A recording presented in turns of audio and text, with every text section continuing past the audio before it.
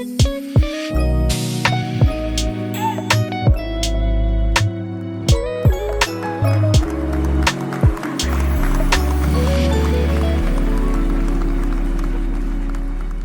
up, guys? My name is Dance, and you're tuned into the Greenroom, our podcast centered around all things music, with a special focus on all of our homegrown artists, producers, audio engineers, everything in between, all of that good stuff. A place for them to tell their journey, what's to come for them, and how they've grown up in music. Today, man, we've got a really special guest, and I've done an intro, and I'm going to read it because I don't want to do my uso injustice here because, man, he's been around for a bit, and he's got a bit of impact, so here we go. The Greenroom is very privileged to have our next guest join us today. He's amassed over 6.8 million streams across his top 5 Spotify songs only. He's got 16 million views on YouTube. And more importantly, over the past decade, he has contributed to the resurgence of our Samoan language through modern remakes of classic Samoan songs, not only as a solo artist, but more recently as a part of acoustic trio Kaseki. He hails from Aotearoa's capital, more specifically from P-Town, aka Poriroa. Greenroom is honoured to welcome the Uso Wayno. Wow. That was pretty good, eh? You're getting good at this. Yeah, because really, I hate this guy. To have that was sicky. But Sapuso, how you been? How's the past month been before the festival stuff wrapping up? No, yeah, it's been good. Mo whatalo fatule. So afa man malo ye so kerisoin. But ye man malo fai to fatashi nei po ya mai misole. But ia malo sa mo whafonga mai mo mai nei to laugh yafi. What was the question? I'm Samoan too, talofa. The past month or so, I know it's just coming out of the festival period, slowly dying down. Yes. And I know that's some of your busiest times, so how's it been? No, it's been good. Getting some rest in now. But yeah, it was hectic. Because for One Love, I was lucky enough to be in the pre-show and the post-show. So starting from the first shows we done with Born Breezy, all the way to One Love, and then after One Love, so just recovering from that. That was actually crazy. So the shows before One Love was crazy, but the ones in Australia, next level crazy. Because those aren't just like one place. You travel around for those ones. Yes. So where are the New Zealand ones? New Zealand started in Auckland. And then we done Wellington, and then we came back up and done Hamilton. And then I was also, we were singing, I was also singing with Fiji and Maoli. And then One Love. And then I went back home and done my Kupulanga Kalavou. And then I came back and done, then there was One Love. And then went home for a bit. And then it was Australia. We started in Sydney, and then we done Melbourne, and then we done Brisbane. Awesome. So I guess thank you so much for making some time to jump on the potty. Oh yeah, busy man. And so you just got one night here in Auckland and then back home somewhere? Yeah, I came on Saturday. I came to do a birthday for one of those on Saturday. And is that you for a little bit, or you got something straight after soon? Nah, that's me. I'm no one else booked me. If you're watching, no more bookings. I'm off to sleep. Yeah. Because never mind. Sorry, I won't say that. Sick. I guess we'll get into it. Like everything with our guests, we want to know exactly where it started. What's your early life? Tell us about Wayno and the beginnings of Wayno. Say Wayno again. Wayno. Okay. Oh, sorry. Wayno. Wayno. The bilingual Wayno. Yeah. Oh, sorry. Wayno. Where it started for me. No, I was blessed to be. I was blessed with the gift of loving music. Firstly, I was blessed with the gift of loving music from a young age. Yeah. And bro, like primary, I was singing in primary, in church, at school with the boys. And that really helped me when I did get older and I wanted to pursue it as a career. Yeah. Because my mom and dad told me, especially my dad said that ever since I was little, that's all I was into, was music and rugby. So it was either All Blacks or Wayno. Still waiting for your debut for All Blacks. But yeah, sorry. But then I had to choose my music over being All Black. Being an All Black. But yes, after school, I chose to pursue music. I came to Mains. Oh yes. Everyone graduates from mains and gets masters. I graduated too, got my master's degree. Don't ask about it, but it's definitely there. It's good, bro. The best thing about mains was I came in, I met so many people who are still in the industry today. Yeah. Heaps of the boys. I didn't meet Lucy because I think he came after me. But I went to mains, and I don't think I've seen this before, but first year, failed. Second year, failed. Third year, failed. Oh, I think there's like all the boys here. Anyone got their degree from mains now? And now mains is closed. Nah. Good on them. But there are some good ones out there that got their degrees. It's just a lot of us still waiting to finish that degree. No, then after that, I went back home and done Fitirea music. Yeah. First year, failed. Second year, failed. Third year, I finally gave up. And I don't know why I failed, but it's God's calling. Obviously, it didn't matter because the host was already traveling and stuff, doing all of that stuff. So I guess that's a good lesson for out there. If you're not doing well in it, just pursue it, keep going at it, and then you never know. We'll be on shows with Wayno. Hey, you know what's good? I never gave up. Exactly. Yeah, I loved it, even though I was failing. Man, I was just being kafao, I went to kafao and I had like the freedom of doing this music thing with my friends and all of that, and that's kind of where my career took off though, because I'll go to mains and I wouldn't go to class, but I'll go with my laptop and they have these little rooms, and I'll just go into their room from 9 o'clock to 4 o'clock until I go home. So late, I've made 2 songs, go back home, come back, do the same thing, but then fade away. But you still had your songs done. Yeah, but at least I had my songs done. That was the good thing about that. Going back to like earlier childhood, is there what's your earliest memory of performing? Like performing on stage? Was it at church and that? Was that one of your earliest? Like what can you remember? Church, bro. I go to I was brought up in Ifakasa, Kenneth Creek, in Porirua, Wellington, and that's even from primary, I was Jesus all the way from when I was 5 all the way to now. What you're gonna say. But it's funny because now you meet all these other people who are in the industry or even in their own lanes, and that's real common, eh? Like everyone starts from church, all the osos, especially here in Auckland. Because here in Auckland is like where all the PIs are, eh? Hard. And I didn't know that for the longest. In Wellington, I just thought it was just us. You come to Auckland, you guys think it's just you guys, eh? Because you know what, in Auckland, to be honest, because you guys think it's just you guys, You guys, not just us, we're just better than everyone. I just had to say that. People in Auckland, there's so many people in Auckland who don't even know where Taupo is, who don't even know where Tokoroa is. You know what? Yeah, you don't even know there's a South Island. You know what? Don't even roast. There's some people in Otara who haven't been over the bridge at West Auckland. Damn. So it's quite normal. So there's islanders in Wellington. That's buzzy for some people. But people in Otara, they don't have cars. No, but that's get this guy off the body, bro. No, but I used to buzz out at that. That was me growing up, and then come to Auckland, and this is all jokes aside, this is actually the Polynesian of the world, bro. I call it the world. Auckland, South Auckland, but Auckland in general, I reckon this is the PI nation of the world. Even if you just take it down to 685 in Samoa, bro, this is the Samoa center of the world, besides Samoa.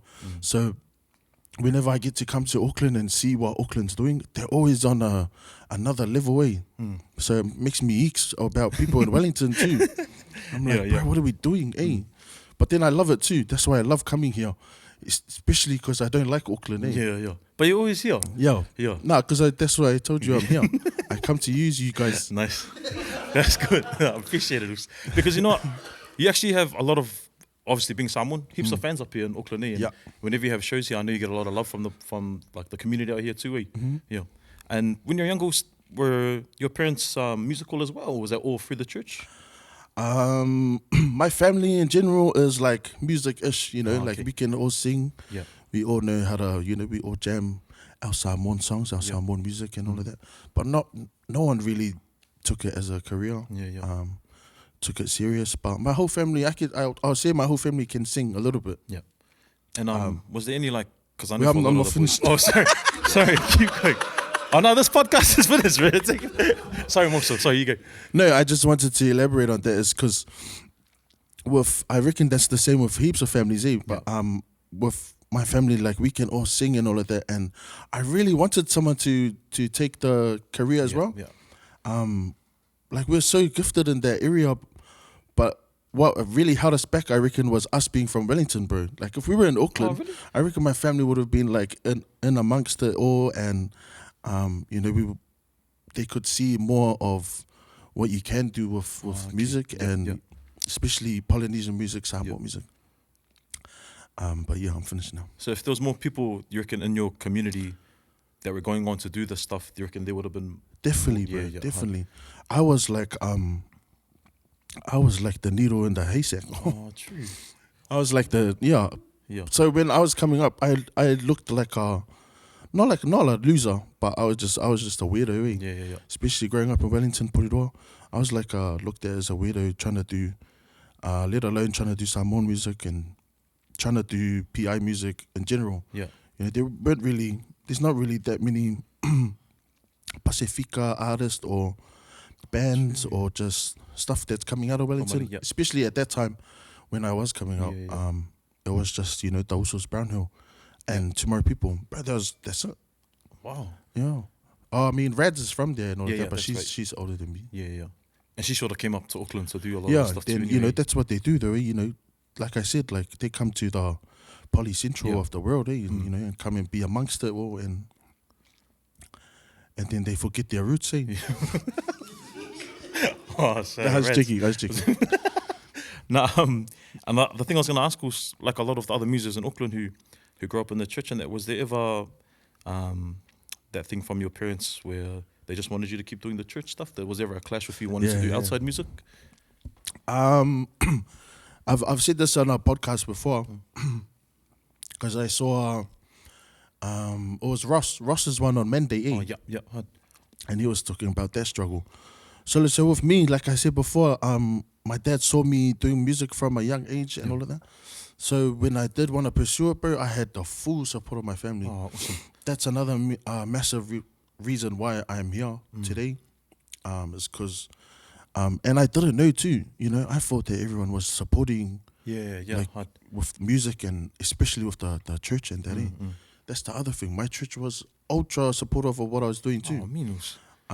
Because I saw Ross's podcast, and you know he was talking about you know, doing the worldly stuff, and then going back to church and being in the church band and all that. So my one was way different. I don't know if it was Ifakasa, but like I'll literally get back home from doing gigs, my family would be like, "Oh, how was your gig? It was mean. Go back to church, same thing. My whole church is like, "Yeah, I saw you were in Australia. That was mean. How was that? Blah blah blah. Come back to church, play for church." Yeah. That was my dynamic in that. Yeah. Like, bro, I had the ultra support system, and to be honest, if I didn't, I probably wouldn't be here. Like, Yeah, true. 100% probably wouldn't be here.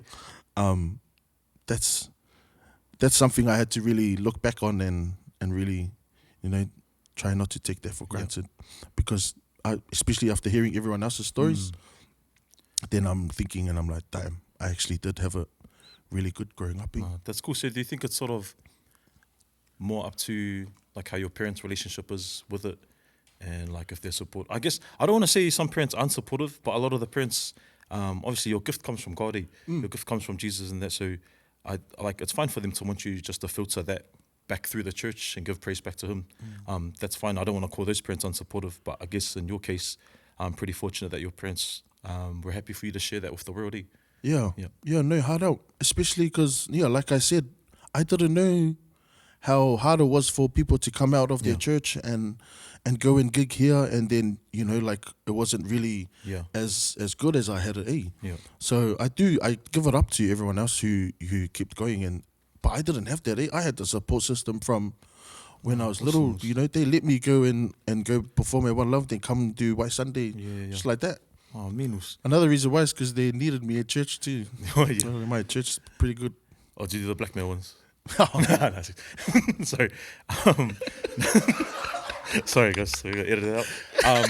No, yeah, I love to hear that stuff because I grew up Catholic. I don't know. There's not much Catholic. Did you go to church? Exactly. Everyone's like, hey, there's go to church in there. But like I never grew up with having musicians at church, having bands in that.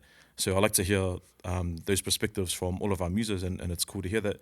And it's cool to hear both sides of the coin because it's cool to hear you were supportive, but I've heard other stuff as well. Yep. So also, nah, that's mean. And I think that helps with a lot of our other polys who might be experiencing that, to know that there's the other side of the coin, which you are, and you've been through all of this awesome stuff. So, thank you, Wilson. From an early age, was it always going to be the source? Did you always know you wanted to be on stages performing? Yes. That's the question. You heard it. It was performing. I wanted to be a performer. 2011, Fiji came to 2013. 2013, Fiji came. I think they were doing, it was Ragamuffin. And then they came to Creek Fest. And that's our little festival we do in Cannons Creek. And it was the 10th anniversary of Creek Fest, and Fiji came. So like we had At Ease, we had Three Houses Down, we had Savage. We had Wayno. They're like, that was my first. So that was my first like public gig. As Wayno, I was 17, and Fiji came. I'm already massive fan of Fiji, and all of that. But then, bro, when I seen him live, I was like right in the front. It was all girls and Wayno right in the front. So all girls. Sorry, you're killing my momentum, bro. Sorry. No. Yes, yeah. And I saw him perform. This is when he could still walk. Oh, shout out to Beach. This is when he could still walk. Solid. On the best like show I've ever seen in my life. From him, just having the crowd in his hand, you know, and that's kind of the stuff, you know, I was doing at church already. You know, like trying to be funny, doing my kauloko, and when I get my solo, I'm trying to make everyone laugh, you know, trying to get them. So I just watched this guy do it effortlessly, you know. Little did I know he's been doing this 20 years, you know. I at that point I knew who Fiji was, but I didn't really know. And then it was that performance. I remember him. So he was even jumping. He made us jump, and he was jumping too. Damn. So sorry, Wayne can make these jokes because Wayne sings for Fiji. So I don't want you to think we're just doing these jokes randomly. Anyway, please tell them before I get in trouble on this body. You know, like get angry. But no. Honestly, I'll always remember that. And that was like the kind of like, not to be dramatic, but that was like the calling in. I just knew that's what I wanted to do. I wanted to be where Fiji was. I wanted to entertain all these people. And that was the actual, that's when I knew I wanted to be a performer. And that's kind of where it took off, and where I really just tried to hone into. I had a vision. I had a vision from that. It was cool. Sorry, this is bullying. Also Musen, at that time, who were your other influences besides Fiji? Like, were there others that you named or you? At that time, I was hard listening to Langa. Rest in peace, Lang. He was my first ever favorite, reggae poly artist. And I found him pretty early. Like, what was it, like intermediate? Am I lying? Intermediate? No, because he did have all those early tracks that were popular over here. It was like then, so bro, once I found Langa Savia, it was Remember When. The first ever reggae kind of island reggae song I ever heard was Remember When. And from then on, bro, I just caught on to it. I remember because during college and intermediate that I was the only person listening to this guy named Langa Savia, Kawini Vaitai. All my boys still listening to Chris Brown and all of that. And it was kind of not dramatic, but it was kind of a struggle because I'm like trying to show all the boys like these. They're just not on. No one was onto it. Eh? Yeah. That's what I mean about. But then I grow up and I meet all of you guys in Auckland, and you guys were on their buzz. Eh? Wow. That's what I mean about. There was only me in Wellington. Yeah. No one else was onto it like that. Eh? Man, not yeah. onto it. Yous are all onto it, but Wait, so that island reggae stuff when you're like it wasn't really that big yet? nah, bro, not really. Wow. Nah, like that's what I mean about when I talk about Auckland. Eh? Yeah. Like that was me. That was my buzz back then, and it was just me by myself. Yeah. I mean, me and my Uso Jara, Yeah. but it wasn't heaps of us. Eh? Wow. Yo. That's fuzzy to hear because I think that stuff everyone in Auckland sort of knew about it or had it like heard a couple of those songs. Yo. That's crazy. And I guess getting into your musical journey was when like besides that Fiji thing, when was the start of your career? Was like when can you pinpoint? Was it at that concert or just not long after that? The start of my career, Yeah. bro. I was releasing songs when I was still at school. Oh yeah. I was releasing songs. Are they still out there in the world? This one? Yeah, they are. Nice. Where can we find them? You can't. I started uploading on my Facebook. Oh yeah. Just the songs I was doing, because early on, it was a Christmas present. My dad got me a laptop. Oh nice. And that's the laptop I used all the way up to until like 2 years ago. Still got it? Yeah, I still got it. Yeah, just nice. It's just sitting at home. But I was jamming on that like ages ago. I was still in school releasing music, and that's what I was doing. Bro, like I started doing Simon songs right off the bat. Yeah. So I guess that's where my career started, because that's where I started learning how to use GarageBand. You know, I was teaching myself how to use all of that. I had some boys who were like into Fruity Loops. I got into that in Logic. But yeah, I can't really pinpoint the start of my career. There's different sections. I'm like, I'll make this song, then I think that's my hit. Yeah. Then I'll make another song, I think that's my hit. A couple of years later, Yeah. So I don't really know where I started, but Well then, how did that opportunity come about to play at Crickfest? How did that come about? oh, Creekfest. Oh, how did I get that? Yeah. Benno. I think it was Benno. I asked. No, I did. I asked. Yeah. I just asked whoever was running Creekfest, because I wanted to perform at Creekfest. Yeah. Yeah. And doing your own songs too, the ones you had done before. Yeah. I done so I done 2 covers, and I had an original that I done too.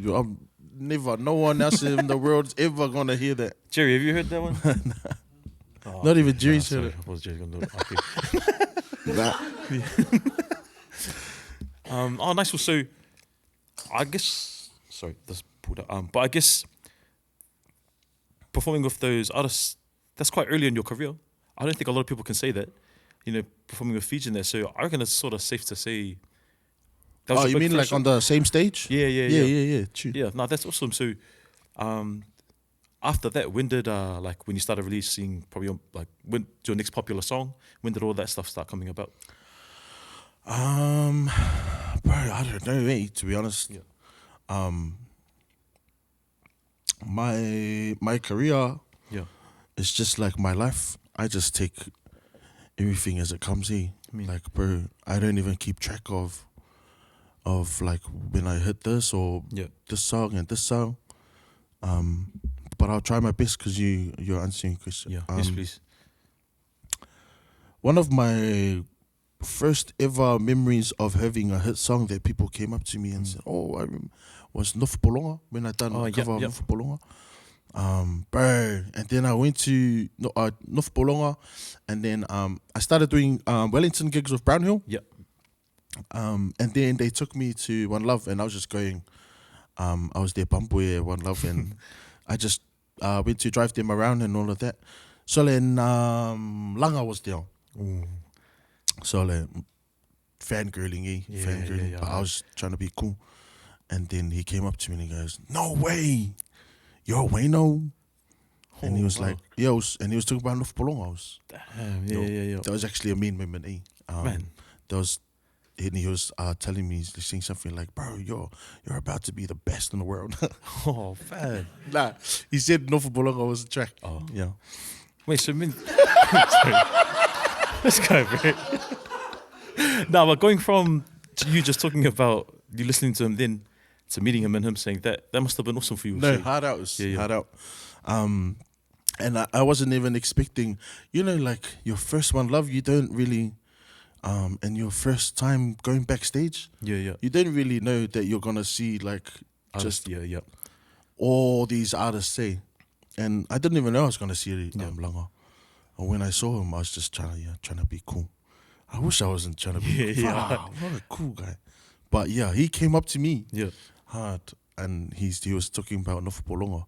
I don't know if he was drunk, but he really loved Yeah. it. Nah, that's awesome, Moose. Yeah. And you touched on the Brownhill connection, but I think that's quite important in your career. So you guys explain a bit more about how you linked up with the boys and explain to everyone who Brownhill is, because Yeah. personally I don't think they get enough love within New Zealand, within the island reggae scene. But they've been around for a bit also. Yeah. Yo, Brownhill. So when I started with Brownhill, they were doing these.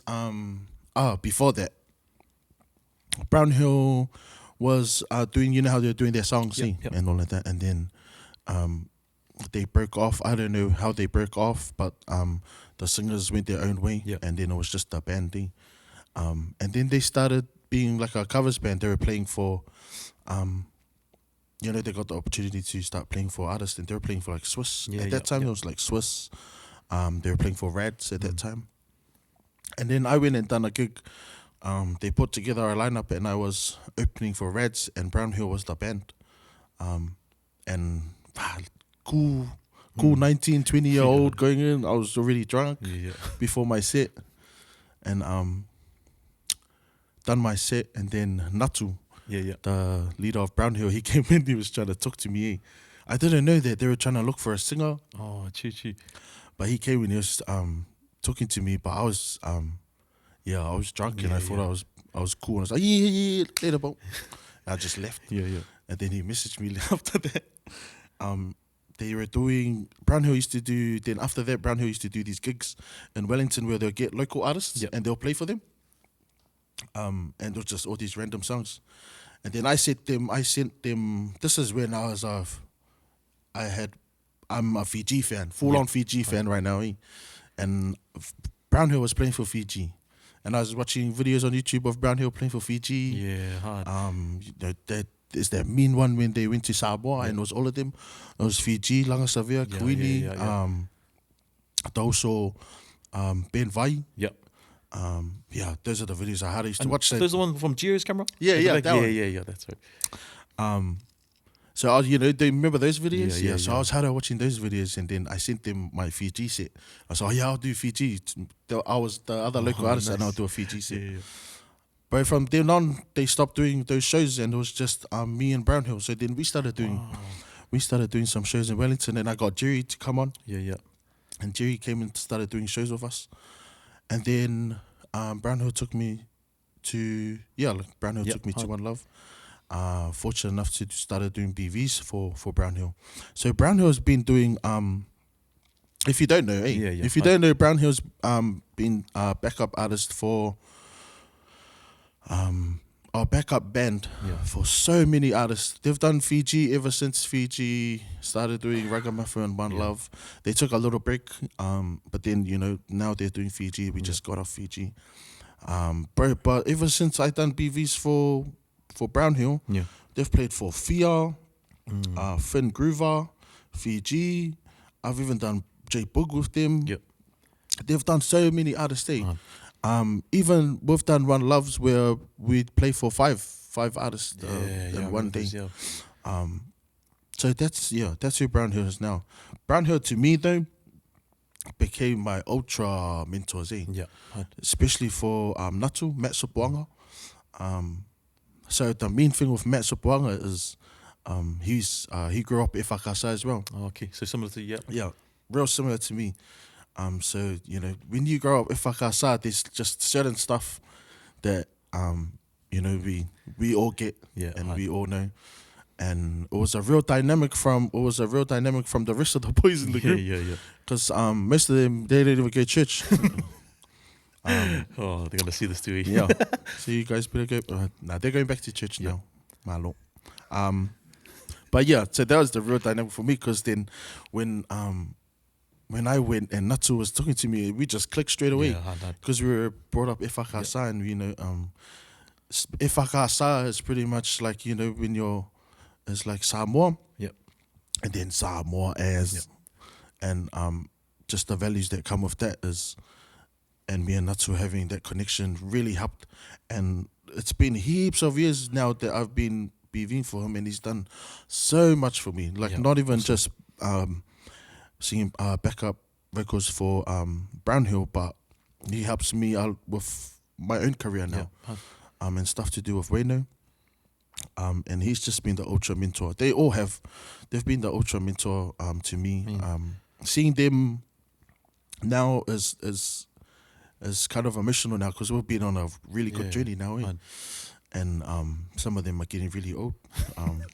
But just seeing them still going, it's sometimes they can make me kangi, but sometimes they really are me over there. But I got so much love for them. And they always have a place in my heart. And that's cool because you explaining how sometimes you thought you were like alone growing up in that music world in Wellington, to link up with those boys who are from where you're from. For them to be doing that stuff, it must be a cool experience to link with all of those boys being from your hometown. So that's what it means. It's like all of us in Wellington, and then when I got to meet Brownhill finally, and then it was just boys I could really actually talk to about, our industry and this side of the, island reggae. And it was kind of weird when I first met them. Like, it was weird because, like, I'm like, man, where have you guys been all my life? But then, big age gap, you guys are old. But still going strong, Still going strong. And we'll touch on your own music also. From the very start, was it always Samoan songs you wanted to do? Like Samoan language songs at least? Is that always what you wanted to sing to the world and perform to people? No. So, like I said with Fiji, when I saw Fiji, I wanted to be like Fiji. So I wanted to do island reggae songs, I'm not Samoan songs at all.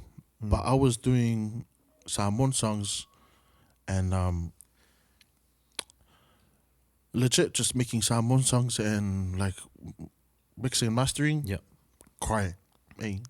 Wow. I'll just cry. Even if it's not even a sad song. It's like my Siva Samoan mixes, but just hits. Because it's your culture, it's who you are. Hardest. And I don't know why I was crying, but just there's heaps of times, and it's probably because I'm blasting the music and my ears are crying. But I used to just mix and master until and then it turned into a thing, Like I'll make sure that I make myself cry before I release the song. Oh, really? Hardest. What I mean? I was always doing that. Like it's like happy tears, hype tears, like proud tears. It was all of that. So that's like sort of a process for you? Yeah, so I made a process a while ago. I think it's like from my 2K20 mix, where I was singing, just blasting it. The song's nearly finished, and I'm just blasting it, trying to vibe off it again. And I'm just singing along, dancing in my room, crying. Man. Hardest. That's how you know you're ready, your song's ready, and you're ready for the other people to hear it. Yo. Man, and I'm sure you know, but do you understand like the impact you have on the people that hear that music? Like, I guess the way that's why I explained it to you, like not everyone is fortunate, I guess, to grow up in Samoan speaking households. Like they're Samoan, they're proud of a lot of things to be Samoan, but obviously the language has evaded them. And I know in my own household and family members of mine, sometimes, your peses, that are covers of the old ones, so it's nothing to do with the quality of the music, but the older ones, that doesn't really appeal to the younger youth. So you've put it in a way where a lot of the youth have more exposed to our Samoan language. Also, like I said, my family, a lot of my cousins who can't speak, any drink ups, any like pakis, like any get-togethers, like your music is blasting also. So like I really hope you understand the impact, and that's why I said in my intro, like, man, the resurgence of our language through our younger generation, I think you're a big part of that, Marshall. And do you understand that? Like, I hope you understand that you are. Hardest. See, you nearly made me cry again. No, but legit, it just hits a different. It's different, eh? Yeah. When I think of, bro, you made me cry for real. Keep going, Bobs. Yeah, it's no small thing. So I No, get, yeah. you know, it's okay to be emotional about it. But yeah, you being that bridge is awesome. Also, like, It's because when I talk about Samoa, like that's my family. Eh? Yeah, First hard. of all, Samoa is my family. So when I'm talking about how I cry with making my music, it's because I think of my family. yeah, hard. Bro, shush. And remember when we beat Tonga? Remember when we beat Tonga in the Rugby World Cup too? Yeah, when we made them cry. Yeah. Sorry, carry on.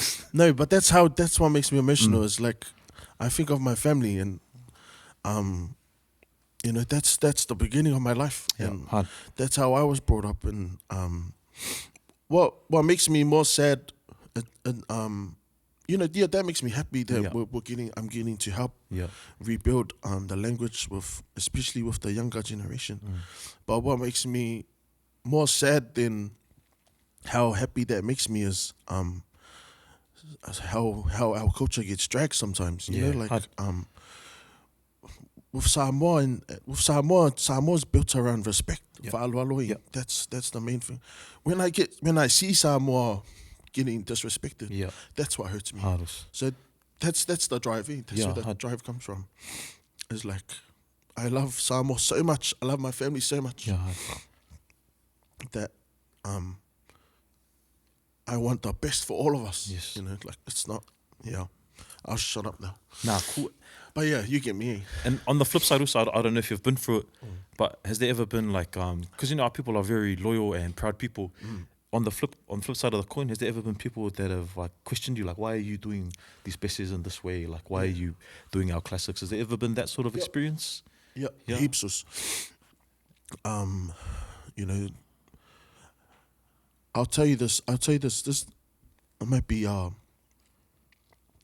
dumb take, Yeah. but because I don't like talking about myself in that light. Yeah. But bro, making Samoan songs now is cool, Yeah. Hard. Hey. Yeah. Exactly.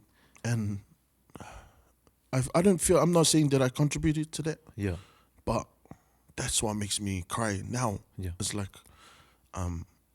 the struggle from back then. Not everyone saw it too, Yeah. and it wasn't like just language barrier. It was, like I said, it was about the whole culture experience.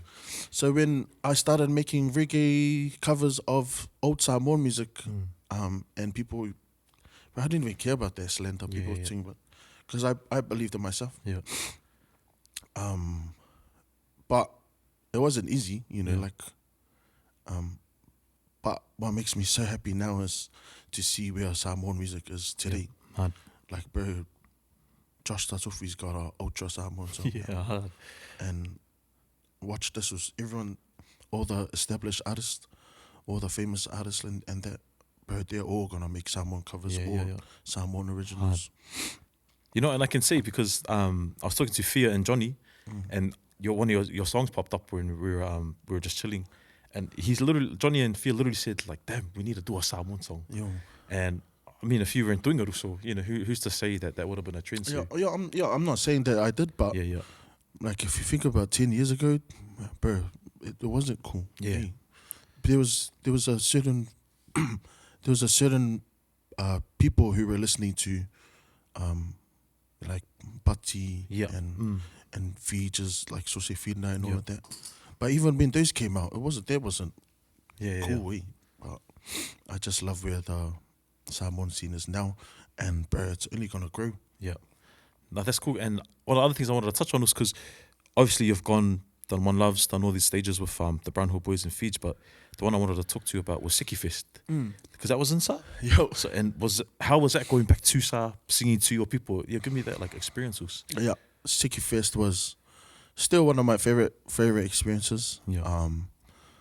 But Siki Fest, going back to Samoa, was it's funny because we were all so young.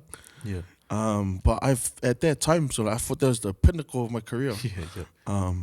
And we were getting ready for the day. We just got back. I think me and Jerry just got back from getting a haircut, Yeah. and it was like the morning of Siki Fest or something. And then, because we went with our dinner, Yeah. Yeah. and then they sent out the set list, and I was closing, Yeah. straight away. So I went on my laptop, and I just done a whole new set, or just added to my set, and I just done a whole hour. Yeah. Yeah. Then I went and done their set, and straight after that, it was basically, that's the first time too. I went live on my Facebook, Oh, yeah. Yeah. Yeah. I went live on my Facebook. First time too, I grabbed my phone at the end of my set, like 200 views, So solely. Yeah. That's it.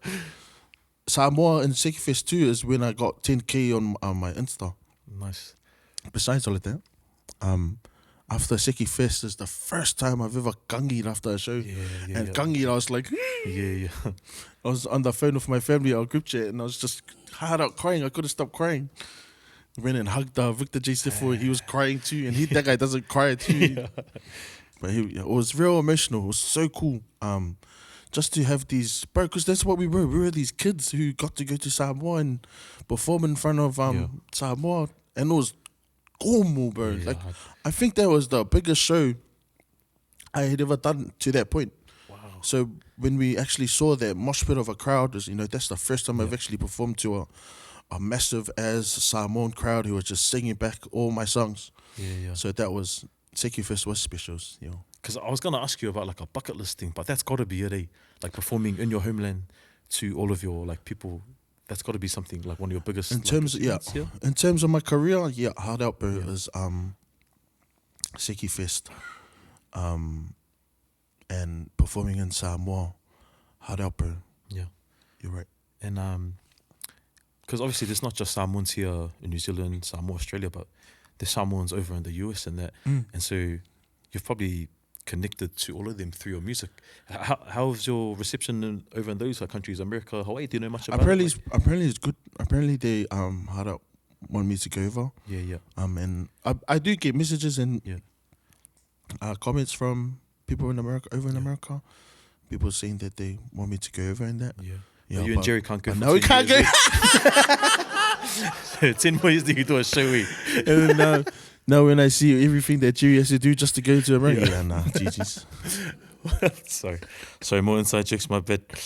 And the other big thing is that you jammed with Coldplay. Were you on the stage with the boys for that one? So I remember speaking to Jerry about it. But from your perspective, how was that, man? Coldplay, obviously. Don't know Coldplay, I don't know who you are, but if you don't, one of the biggest bands in the world, how was that show? That was mean. It was, that was massive. Yeah. Bro, I cried there too, yeah. I'm crying everywhere. The best thing about Coldplay was looking around and seeing all the boys with us on stage. And we got to come to this Palangi festival and concert in front of 60,000, I think. Yeah. That was the best part, was seeing us, and we all had our island offals on, and that was the best part. Oh, and then I came with Nathan too. Oh, nice. So that was cool having everyone there, and because of the cause. Yeah. And the last one I want to touch on was because I knew this was probably big for you, that you sang the anthem, the Samoan anthem. Oh yeah. Which game was that for? Sorry. The league game. Tosa Boy and Kiwis. Yeah. So how was that experience? That was the most nervous I've been in ages. The only times I get nervous is like, I mean, I take all my gigs as they come, but I don't really get nervous for them because I like to think I'm prepared. Yeah. But that was something different. The only other times I do get nervous is when I'm doing stuff for my family, like a family birthday or a family wedding. That's because I hold my family events up there. They're like, so the only times I really do get nervous is that. But man, the anthem. So I was nervous. I was so nervous. I went late. I sang late. Oh yeah. I think I was looking to the sky and trying to take in the moment. Yeah. And I looked down at the ladies like, now. But yeah, it was cool. Nah, also like just wanted to express all of this stuff to whoever's listening, because your journey from being like making your beats at home, just releasing on Facebook, to now the things that we've talked about and achieved, man, that's awesome. And I know as our like Polynesian people, we like to downplay our stuff a bit. Hard. Like we're just like, oh, it's this, it's that, or the biggest attitude is like, oh, you know, that stuff. Yeah. So I just really wanted to get that out there for any young person who's out there that's any young person, young female, male from Porirua, that's, you know, wanting to make music and wanting to be where you are. I think that's really important. So my next question to you is, like, what's some advice for that kid, or what's some advice for that young artist? Pardon me, sorry. Honestly, the best advice I could give you is pray. Pray on everything. Bro, my relationship with God was a teats, eh? Yeah. And to this day, it's teats. But when I do get that energy, you know, that energy you get from God, that's the best feeling in the world, bro. And I didn't know that for the longest, to be honest. I always went to church, but it's only recently that I really got a really good relationship with God. If you were to ask me a couple of years ago what my advice is for the next generation, it's just like I would have just been like, bro, just believe in yourself and shoot for the stars and aim high and all that. Not rubbish, but hard. My heart now, bro, it's like, if I'm giving real advice, pray, bro. Pray to God. Get your relationship strong with God, with Jesus Christ. Like, read your Bible. I don't read my Bible every day, but man, if you can, you'll be that man. Nice. Nah, Siki Moxo. So the next thing is, like, what's next for you, Mos? Anything big this year, or what are your plans going forward with your music? I really just want to go home and make heaps of music, eh? Yeah. I've been out of the studio, in and out, like Pepelo, in and out. But I really just want to go home and really lock in and make some music. I don't know what exactly. I've got heaps of unfinished stuff that I do have to start me off. But I really just want to go home and stay home and make some music and just lock myself. Because I used to do that when I was making all this music solo. I'll be in my room for like 12 hours. Wow. And my mom and dad are like, hey, are you going to come out? Your room stinks. But I used to do that, eh? And I haven't done that in ages. Yeah. And I just feel like with all the experience I've got now, all the life lessons I've got now, how much life has humbled me and how much inspiration I've got from all my friends, bro, just all the people in this room right now. Yeah. Damn. Send me some packs. Yeah, I know my mindset right now is way different to when I was stuck in the bedroom back then. Yeah. So I'm just really excited for what I can produce and what I can come up with. Second, Mosul, thank you so much. Before we get out of here, got a couple of rapid fire questions. Nothing too hard. But because you're from P-Town, what's the 3 best places to eat when you go to Porirua? Just eat at home, bro. So nothing good in Porirua? No. I come to Auckland to eat mean food. If there's 2 songs that you want people who haven't heard or haven't listened to anything from Wayno, what are the 2 songs you want them to listen to?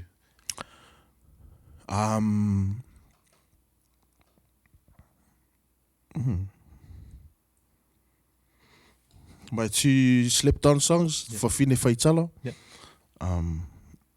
And Tamuna Faifayaso. Because those are my songs I released last year. And no one wants to listen to it. Okay.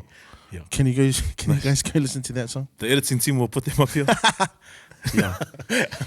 Sekius, and last question, why are the Hurricanes so shit? Whoa. Bro. You know what? I hate dance, bro. This guy on Facebook pisses me off. Bro, not even the Hurricanes, the Warriors are shit too. Well, the puppies. No. Bro, the Hurricanes are gonna be gangster this year. Good team. Without Adi? Without Adi? Nah, they're gonna be gangster. Yeah. Bro, I don't know. I told myself I'm Moana, but I don't know. I think you fit Moana. I need to watch their first game first. Like if I watch Hurricanes and my heart's still there, then I'm like, But I don't know, because even if I just think of myself Moana versus Hurricanes, I'm like, I don't know who I'm gonna go for. So I need to watch it first, and then I'll post up and I'll go dance. I'm Moana. Nah, Siki Mosul, thank you so much for joining us. Thank you, bro. They're gonna chuck all of Wayne's socials up here somewhere. Probably one over here, one over here, one here, and one here. All right, so shout out to the team. Once again, thank you for joining us. Thank you for giving us your time, Mosul. Yep. Like I said, man, we really appreciate your talents, and I hope this is a big year for you too. Yo. And hope we link up again. Man, thank you to Elevate Studios. Thank you to Mosul Dance. Shake my hand. And just thank you for the opportunity. I really enjoyed that. I haven't cried in ages, and you guys made me cry. That's all right. Love you, Dance. Love you too, Mosul. Love you, Elevate Studios. Love you, all the boys. Love you, Diary 9. Sometimes. Yeah. And Nah, students, thank you so much. Once again, this is the Greenroom podcast. I'm Dance. Shout out to Elevate Studios. Once again, check out the podcast. We need some money. Let's go.